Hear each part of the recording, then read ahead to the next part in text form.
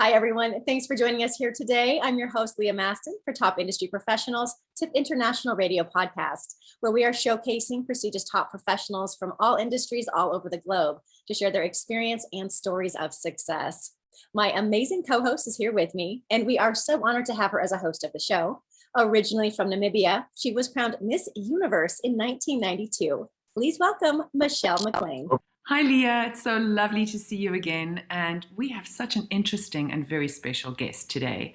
He's an honored member of the International Association of Top Professionals, and he was selected as Top Consultant of the Decade and for the Lifetime Achievement Award.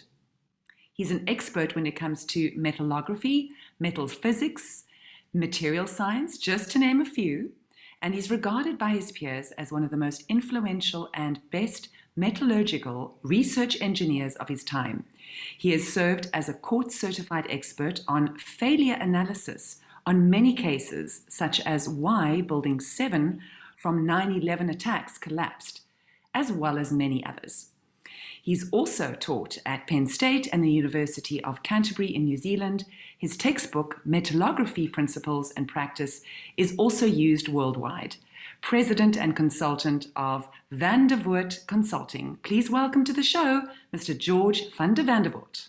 How are you today, George? Oh, not too bad. My voice is a little sore from having a sinus cold. Oh, well, I hope you feel better. Thanks for joining us, even under these circumstances. Well, it's just a little annoying. It's not really a serious problem. And it affects the sound of my voice a little bit.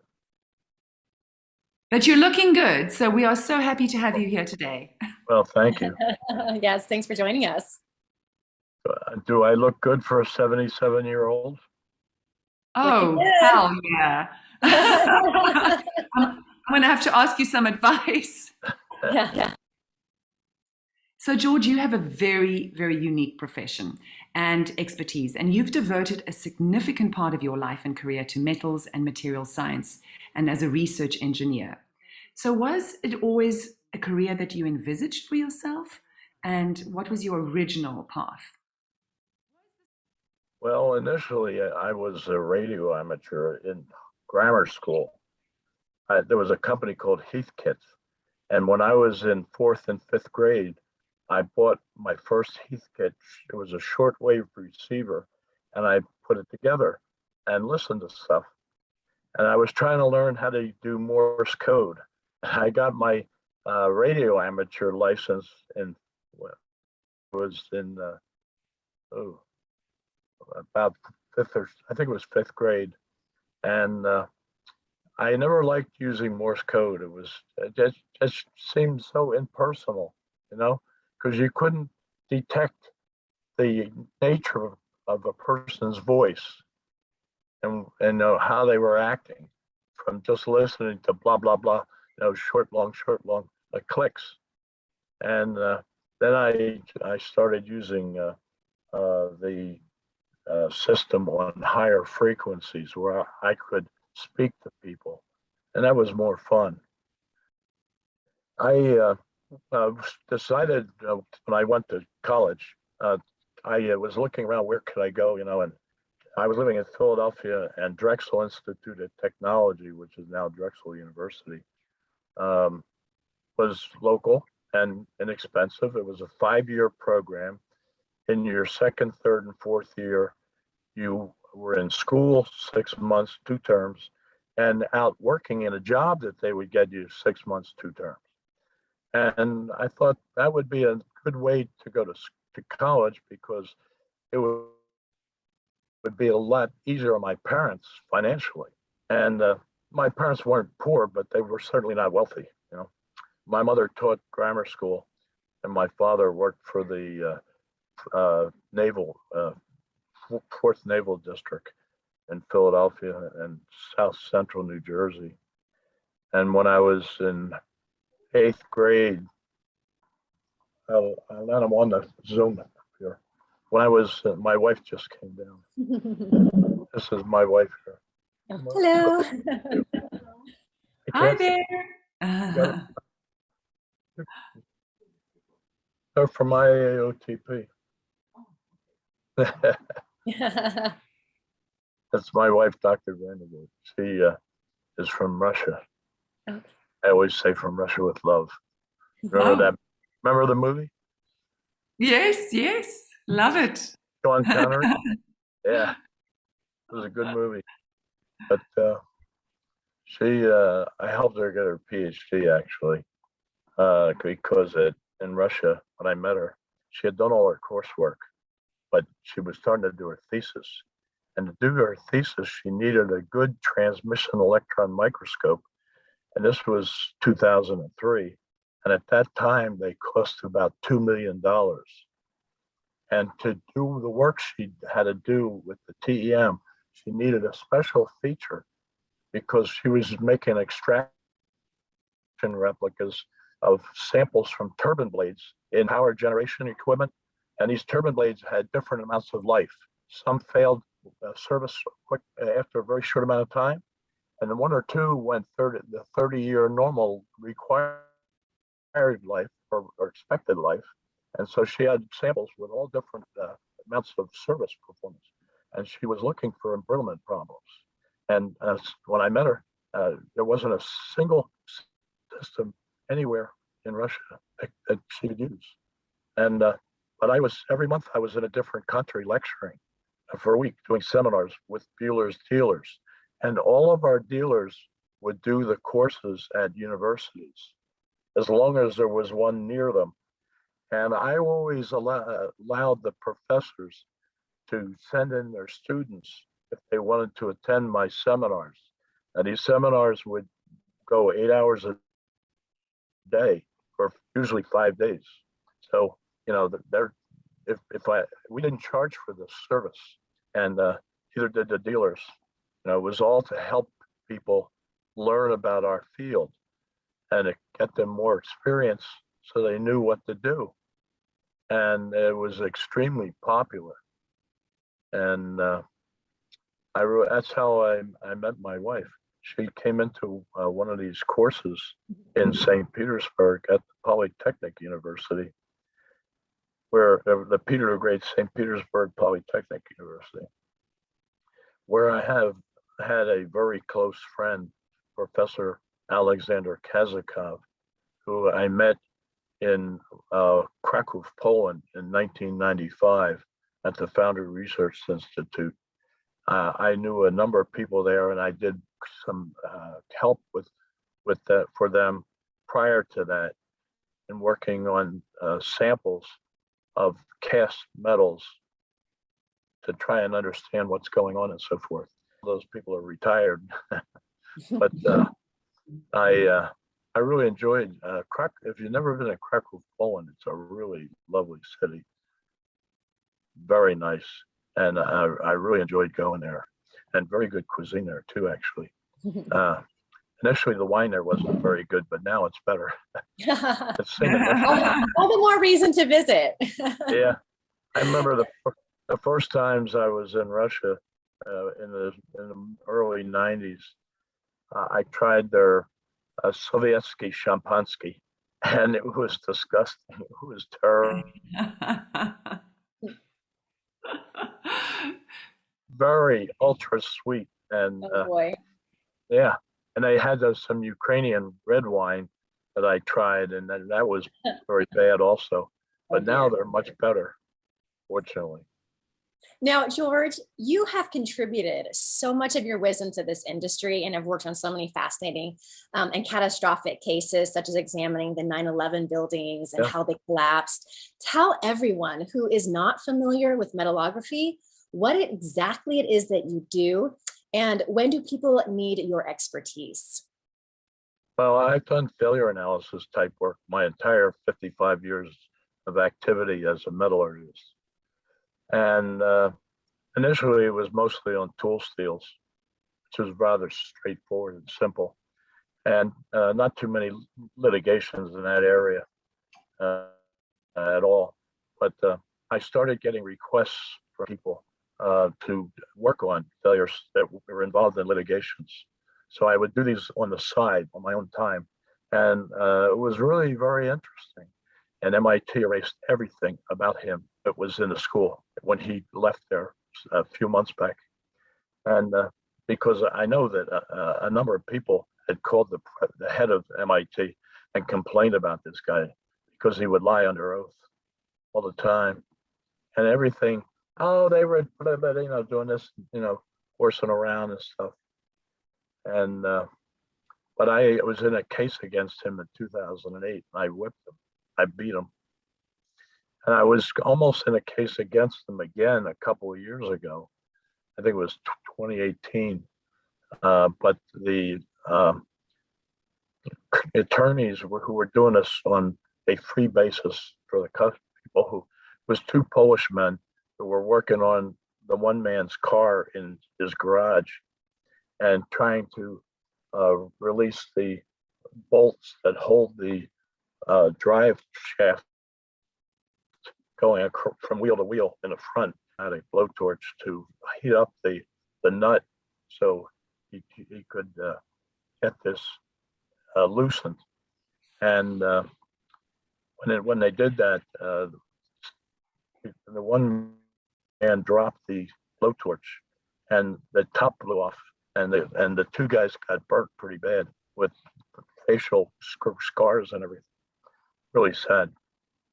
But later on, a third man came in, and he told these lawyers that, oh, I was in there, and there was a photograph showing a dog leash, the kind that it's long and it's chain, that has little hooks in it, and you can pull it around the dog's neck and then pull hard to keep it under control.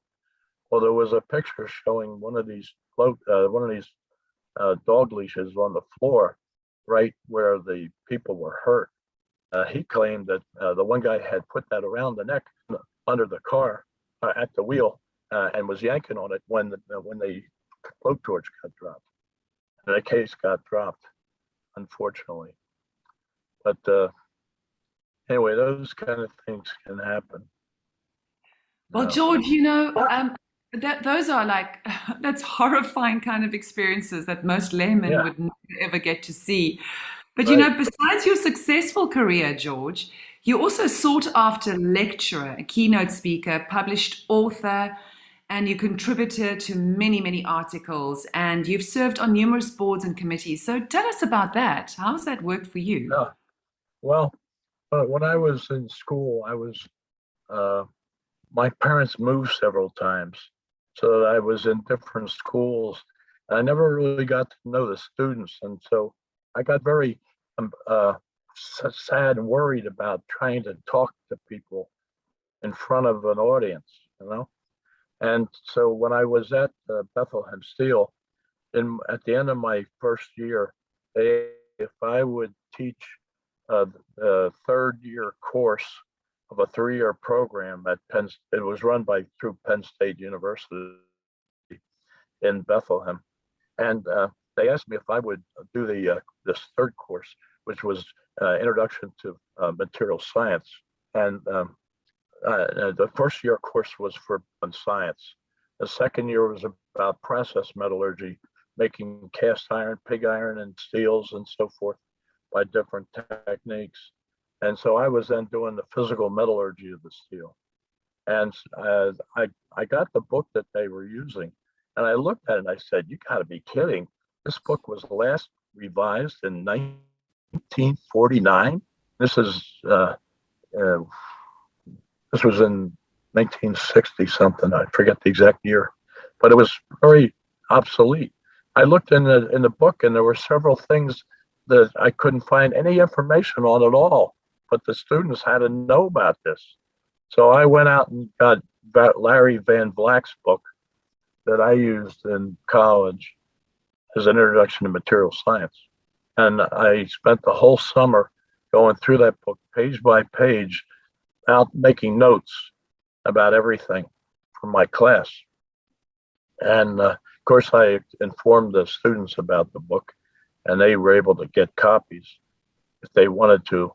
And I think virtually everybody, their boss at work, probably paid for the book. But it wasn't a very expensive book, but it was a good book. And I really enjoyed doing it. And during the year, I would add some pages to my notes when I'd see something interesting. And of course, Bethlehem Steel had terrific libraries. And at Homer Research Lab, after 6 years in Bethlehem plant, they transferred me to the research lab on the top of South Mountain, which was about 800 feet above Lehigh University, which was at ground level across the road from the Bethlehem plant. And I used their library. And in Homer Research, they had 6 different people who would translate articles for you. And I would go to these different people. There was a great guy there who, Chez Perun was his name. He spoke Czech language. And there was a couple very good publications in the Czech language on steels and so forth. And I would give him the book from the library. I'd find the article in the handbook where they list all kinds of publications. And I'd look all up for certificates about articles that are on microscopy. And I'd Xerox that page, cut out the information of the article, regardless of what language it was. And these people would sit there and read the articles to me, and I'd take notes. It was fantastic capability, and I just loved it. And Chez Perun was a really good guy. And they had another fellow who was there to help people with articles when they're publishing them, and he spoke 6 different languages. Wow. So it was really, I mean, a terrific experience. Plus, their library and the Bethlehem and Homer Research Lab, and down in the main building of the company in Bethlehem itself, 1860s. One had things about metallurgy in there from the very first things published. That's incredible. Yeah. George, you have such a wealth of knowledge and expertise in this industry. What would be some advice you would give to your students or other professionals that are starting out in the field? Well, the field of metallurgy is a very interesting field. Mm-hmm. And one of the things I like about it is the things that we do really help humanity, not just us get wealthy or anything like that. I've never been concerned with just making money. I've always wanted to learn, especially the field, and that's been the focus of my life, really. And I just love it because it is so interesting. Where other areas of engineering, are less. You just can't see the physical value of it, up to humanity. Metallurgy, we're building buildings and bridges and all. I've done a lot of failure analysis, as you know. I did studies on the 3 Mile Island Unit 2 reactor, nuclear reactor. So actually, I was inside that reactor when it was being built, because Bethlehem Steel supplied some of the forgings for the reactor vessels in Unit 1 and Unit 2. And it was Unit 2 that had the failure in 1979. And but it wasn't until 93 or so where they had, enough cleaned out that they could go in there and cut out samples from the lower head of the reactor, which was clad with stainless steel, because the actual steel for the vessel is just a carbon. Gosh, George. And it has no corrosion resistance, and it has no high temperature. So you have to put an austenitic stainless steel on the inside of the reactor. So it was all weld cladded with 308L austenitic stainless steel, close to ½ inch thick. And of course, the lower head is where all the hot metal landed, and they cleaned that off, the crap that was on there. But they cleaned that off, and they drilled out, cut out pieces of steel that they called them boat samples, because they sort of look like a boat. It'd be about 10 inches long, about 2 inches wide. They'd go down straight 2 inches, and then they'd have to taper the cut so that they could remove the sample, the steel right below the cladding. Yeah, only the steel right below the cladding is going to be really affected by the heat, not 2 or 3 inches further down, So I had a great time. And I built a vessel at work. I got steel from another reactor that was being built for Midland, Michigan. When 3 Mile Island happened, all construction stopped, and I got a piece of a good chunk of steel from the Midland, Michigan reactor. It was built by Babcock and Wilcox, the same people that made the 3 Mile Island. The same steel was used and the cladding was done the same way. So I took samples out of that, and I built a tubular vessel.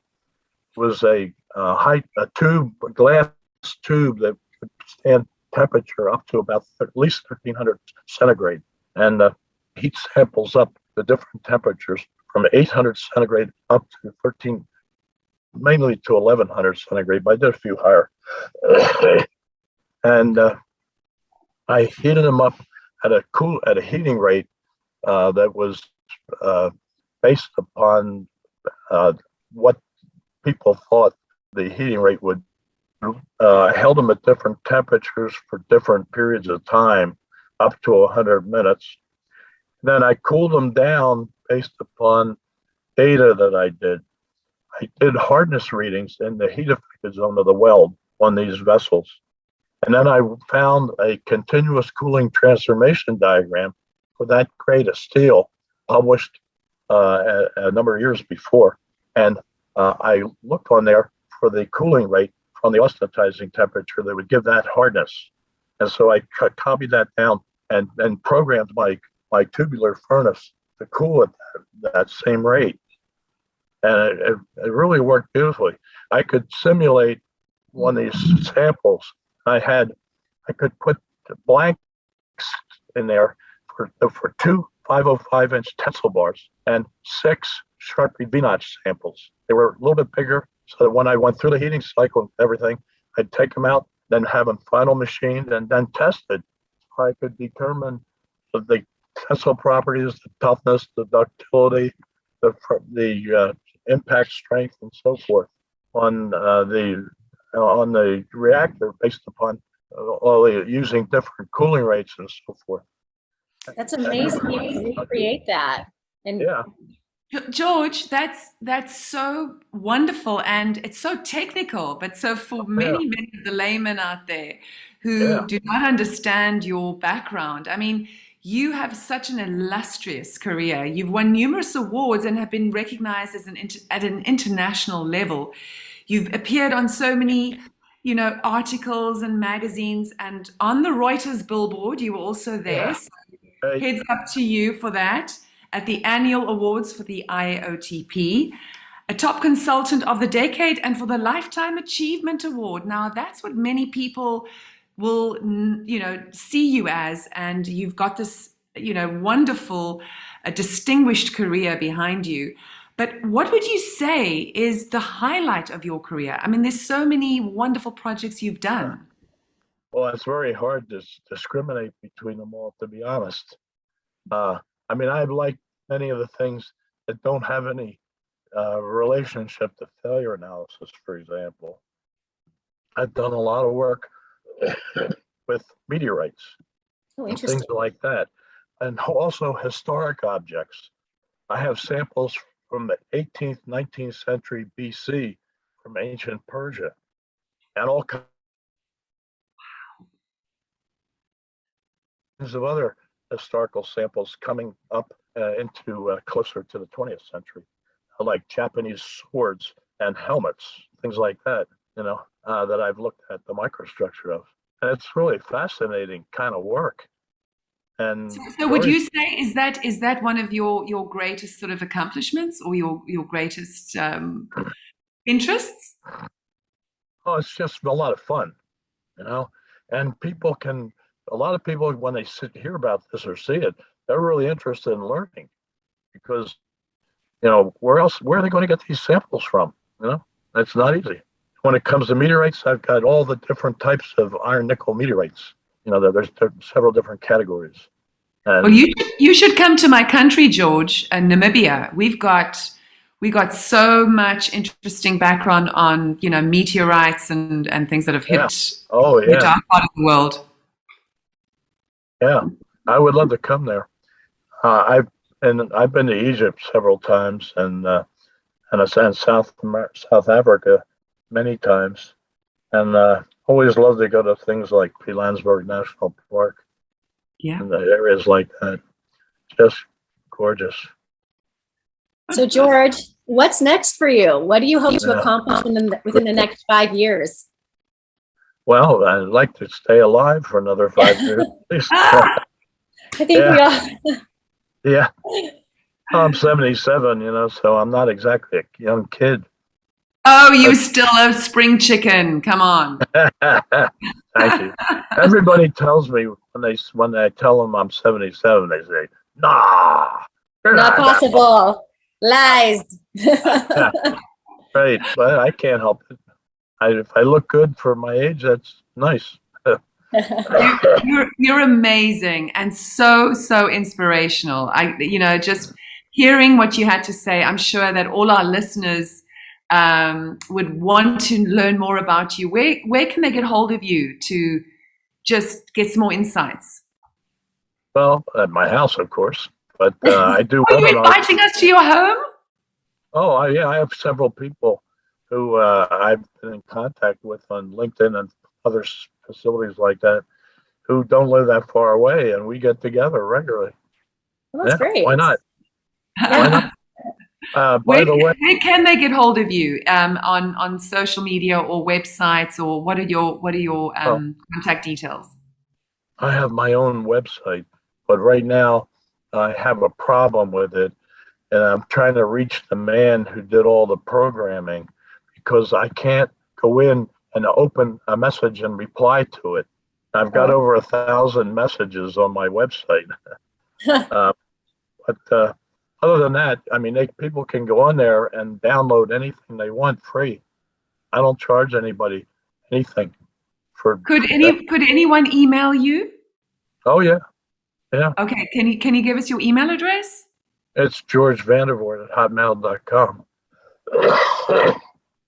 And the only problem there is I get so many messages, it's hard to answer them all. Well, like you said, you had like 80 messages this morning already to answer. Yeah. I got a ton on there. But and you're on LinkedIn, right? They can find you on LinkedIn as well? Oh, yeah. Perfect. Yeah. That might be the best avenue. And on Facebook, but I like LinkedIn more than Facebook. Right. LinkedIn gives you a little more information about things than Facebook does. But not a problem. But I'm a wine lover. And yes, when I travel around the world, I often go to places where they have good wineries and bring a case home maybe or ship it home. I've done that numerous times. My favorite area is Burgenland, south of Vienna, around Lake Neusiedlsee, just 30 miles north to south and about a mile wide, averages about 6 feet deep. And I've got a couple close friends. One is a metallurgist who was president of the American Society for Metals back in 1990, Hans Portisch. He has a sailboat in Podersdorf, and he and his wife live just a little bit east in Frauenkirchen, a couple miles east from Podersdorf. But Podersdorf is in the middle of the vertical length of the lake on the east side. And his boat is a 25-foot sailboat called Camelot. Fun. Well, so next time I'm going to invite you to South Africa because we've got some wonderful wine areas there. So, oh yes, you do. I bet so. But Leah and I are also wine lovers, so we're welcome to get together anytime you like to. Well, if you're anywhere near, let us know your next shipment. Yeah. Well, I've got my bottles right out here. But, I have at least 1,000 bottles of wine in our cellar. Oh, there you go, Leah. We got a party. Yeah. Watch out. Your LinkedIn account is just going to blow up now. Right. People are going to want to come on over. And my age, I have people to help me drink the wine. But when I house in '96, at the end of '96, I had the basement finished. There's an extra kitchen down there and an extra bathroom and shower, and I built a wine cellar area underneath where you come down the steps towards the front of the house, which is all underground. And I can hold 774 bottles in there. Wow. But I got a lot of wine bottles on the floor in the back, all around the floor in the back of the basement. We have a pool table in there and exercise equipment as well. And the pool table probably has at least 50 bottles of wine on the top right now. Well, George, we're going to join you for a party sometime. But thank you for joining us today. We are so thrilled to have had you. My pleasure. On the show. And be sure to invite us to your next party. Well, it's coming up in a couple of days, actually. Yeah. Oh, is there a big celebration, your birthday? My birthday's September 1st. So okay. Yeah. So it sounds like we have many opportunities to celebrate with you. Oh, it'd be a pleasure. Thank you so much for joining us today, George. I'm sure you'd find some nice wine there. Myself. Any of them you can't buy in the United States because they're not imported. Right. Yeah. Like Oregon land around Lake Meadowsade, most of the wineries are small, and they're too small to export to the U.S. Oh, wow. So you can't buy them here. But I bring a case home every time I go there. Yeah. Well, we look forward to trying them out. Yeah. Okay. Thanks so much, George. We'll see you at the next party. Yeah. Thank you. We're going to a French restaurant tonight for dinner. Ooh. By the way. That'll be fun. Good. Chicago. All right. Send our love to your wife, and we will chat soon again. Yes, sounds good. All right. Bon appetit. Have a good day. Bye-bye. You too. It was a pleasure. Thank you. You too. Bye-bye. Bye.